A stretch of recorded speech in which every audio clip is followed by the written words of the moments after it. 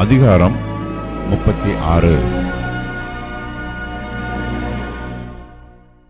அப்பொழுது பரிசுத்த ஸ்தலத்து திருப்பணிகளுக்கு அடுத்த சகல வேலைகளையும் கர்த்தர் கற்பித்தபடியெல்லாம் பெசலெயேலும் அகோலியாவும் செய்ய அறியும்படிக்கு கர்த்தரால் ஞானமும் புத்தியும் பெற்ற விவேக இருதயமுள்ள மற்ற அனைவரும் செய்யத் தொடங்கினார்கள். பெசலெயேலையும் அகோலியாவையும் கர்த்தரால் ஞானமடைந்து அந்த வேலைகளை செய்ய வரும்படி தங்கள் இருதயத்தில் எழுப்புதலடைந்த ஞான இருதயத்தாராகிய எல்லாரையும் மோசே வரவழைத்தான்.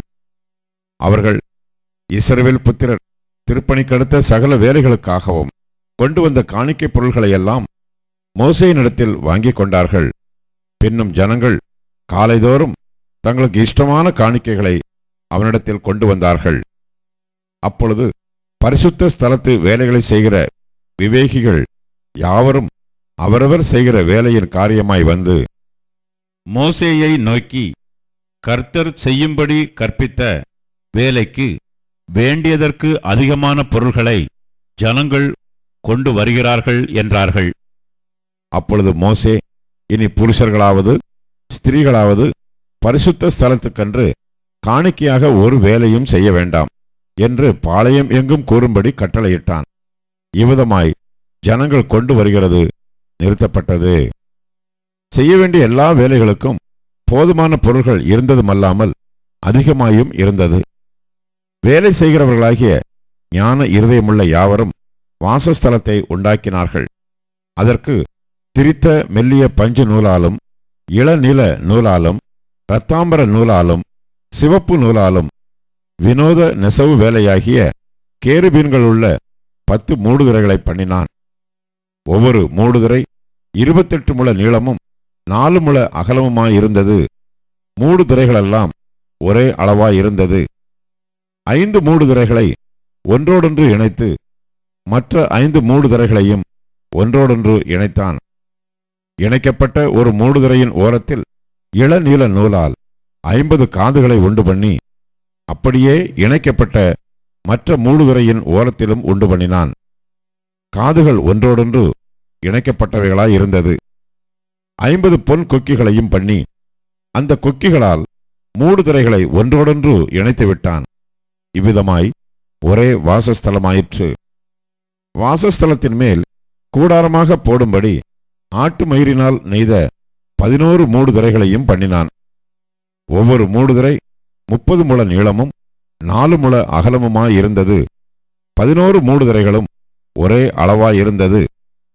5 மூடுதிரைகளை ஒன்றாகவும் மற்ற 6 மூடுதிரைகளை ஒன்றாகவும் இணைத்து இணைக்கப்பட்ட ஒரு மூடுதிரையின் ஓரத்தில் 50 காதுகளையும் இணைக்கப்பட்ட மற்ற மூடுதிரையின் ஓரத்தில் 50 காதுகளையும் உண்டாக்கி கூடாரத்தை ஒன்றாய் இணைத்துவிட 50 வெண்கல கொக்கிகளையும் உண்டாக்கினான்.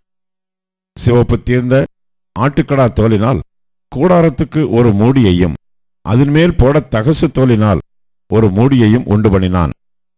வாசஸ்தலத்துக்கு நிமிர்ந்து நிற்கும் பலகைகளையும் சீத்திம் மரத்தால் செய்தான்.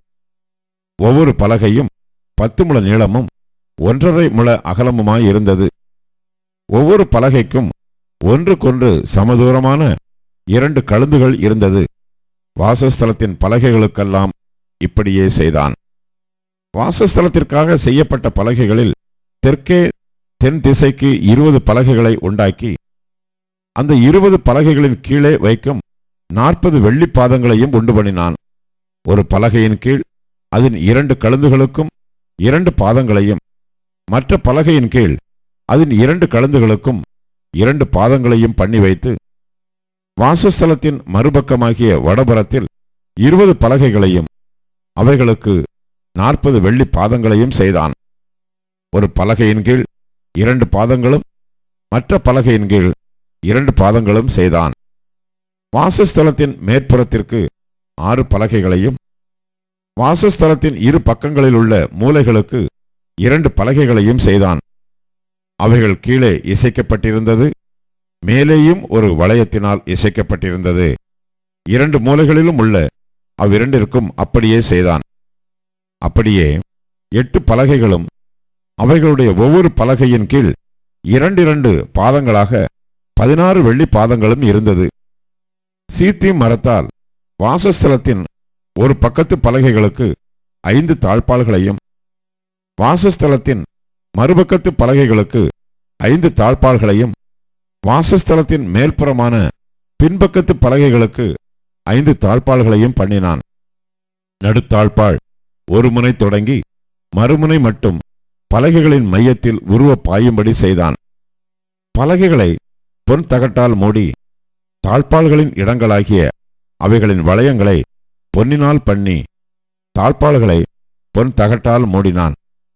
இளநீல நூலாலும் இரத்தாம்பர நூலாலும் சிவப்பு நூலாலும் திரித்த மெல்லிய பஞ்சு நூலாலும் செய்யப்பட்டதும் விசித்திர வேலையாகிய கேருபீன்கள் உள்ளதுமான ஒரு திரைச்சீலையை உண்டு பண்ணி அதற்கு சீத்தி மரத்தினால் 4 தூண்களை செய்து அவைகளை பொன் தகட்டால் மூடி அவைகளின் கொக்கிகளை பொன்னினால் பண்ணி அவைகளுக்கு 4 வெள்ளி பாதங்களை வார்ப்பித்தான்.